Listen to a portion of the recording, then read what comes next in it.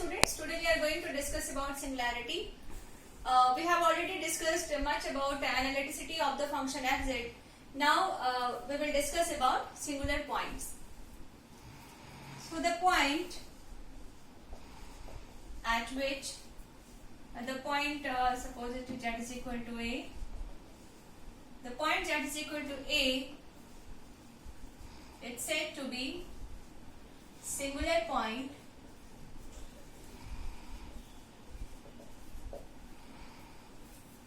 if function fz is not analytic at this point. Or in another language, in another way we can define it, the point at which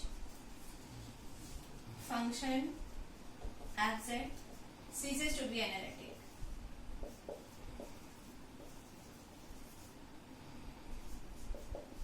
Okay, so the point where function is not analytic is called singular point and the process is called singularity. Now singularity has been divided into mainly two parts. First is isolated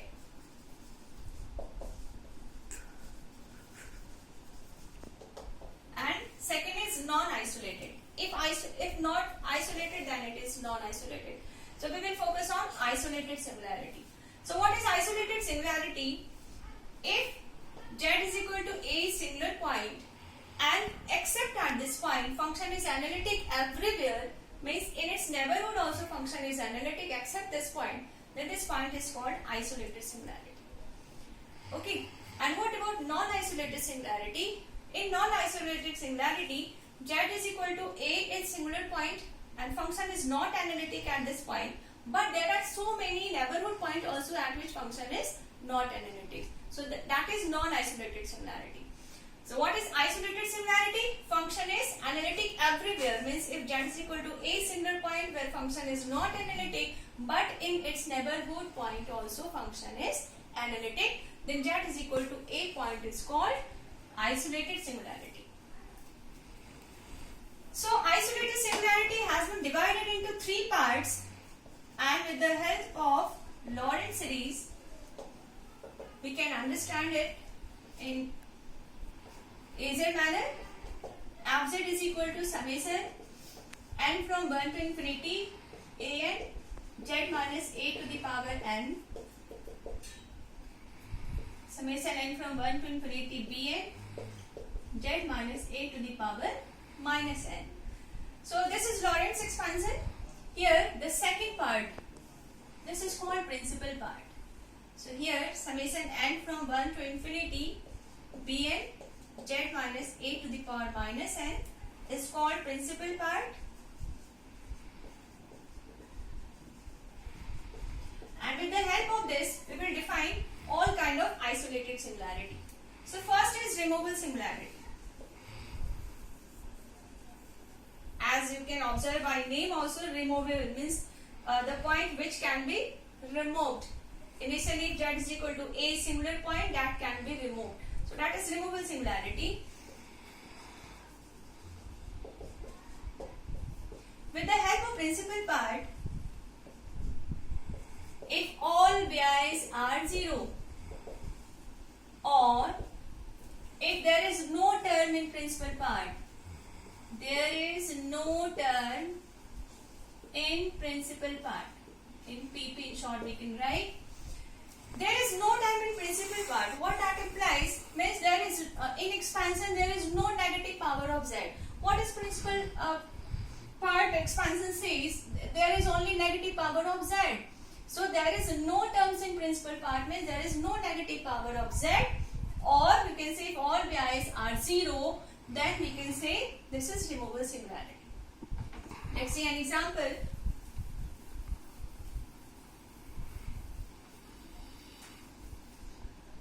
So, very easy example.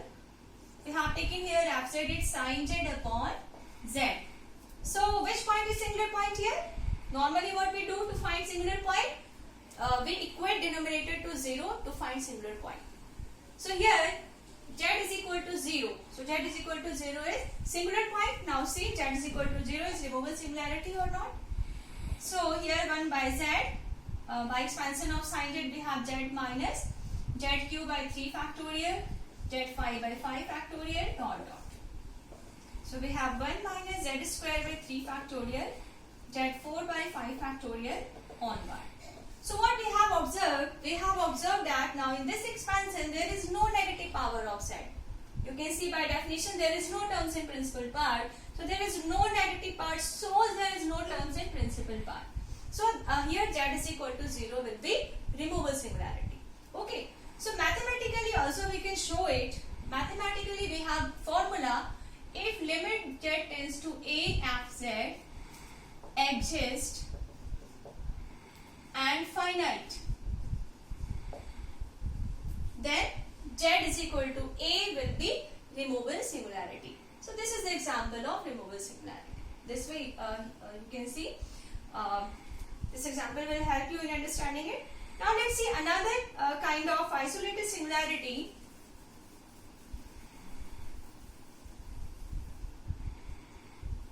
That is essential singularity. Essential singularity.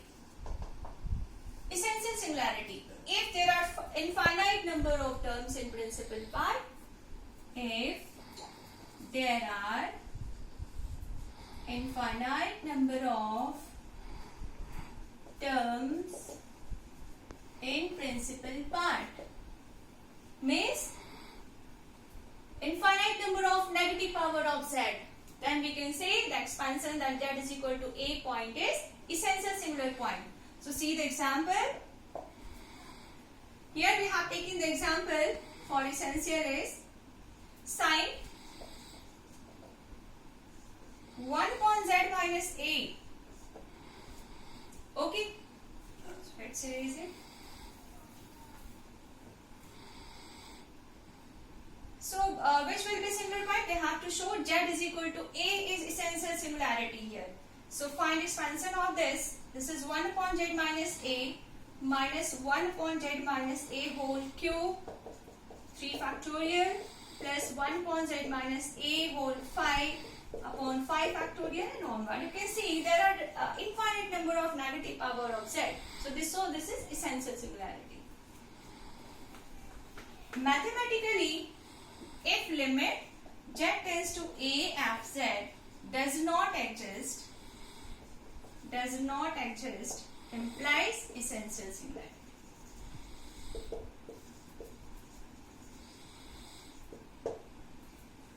Okay. Now third part is, so what we have observed the difference between removable and singular and essential singularity. In removable we have no terms in principal part, and in essential we have infinite number of terms in principal part. Now third one is pole.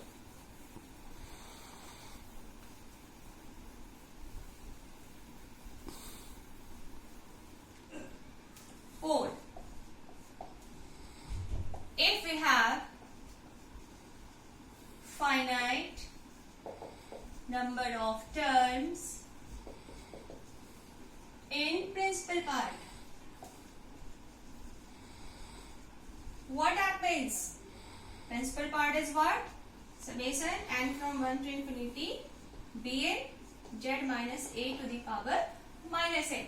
So if there is just finite number of terms in principal part, means finite number of negative power of z. Not necessarily all will be infinite. If all will be infinite, then we will have infinite number of negative power of z, then that will be essential singularity. If we have some positive power of z, some negative power of z, then you can say the number of terms which carries negative power of z, that will be pole of that orders. Okay? Pole of that number of terms is called order here. जितने number of terms पर negative power of z होंगे, number of terms will be order of that. So now see the example. Here fz is equal to sin z minus a upon z minus a to the power 4. Okay. We have to prove here z is equal to a has pole. So for z is equal to a, we will find the expansion of sine z minus a, which is z minus a whole cube by 3 factorial, z minus a to the power 5 by 5 factorial minus dot dot. Now by multiplying this term in expansion, we have 1 minus z, 1 upon z minus a whole cube minus 1 upon 3 factorial z minus a plus z minus a upon 5 factorial. Then next will be 7. So minus z minus a whole cube by 7 factorial and onward. Now you can see what we have observed here. Here we have mixed of negative power of z. Sum of term carries negative power of z. Sum of z carries positive power of z. So what the pole definition is saying, if there is just finite number of terms in principal part and principal part carries only negative power of z. So what we will observe here we will count only negative power of z. So here we have, except these two terms, we have from this term we have only positive power of z. So how many terms carries negative power of z? 2 terms.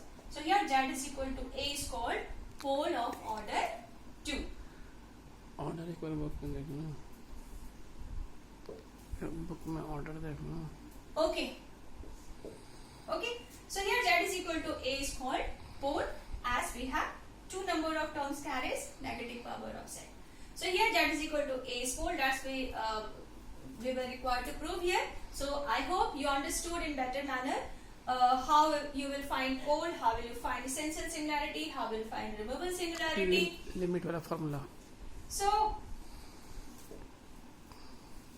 limiting formula I have already discussed. This is for removal similarity, and if limit does not exist, then essential similarity. And for pole, if limit z tends to a, abz is infinity. If I will talk about this question, if we will put z is equal to here, definitely we will got infinity. But using principal part definitions, what we have mixture of negative and positive power of z, and out of which we have to take finite number of principal part. So that shows the pole. So I hope this video will help you in understanding the similarity in better manner. If you have any doubt anywhere, you can inbox me.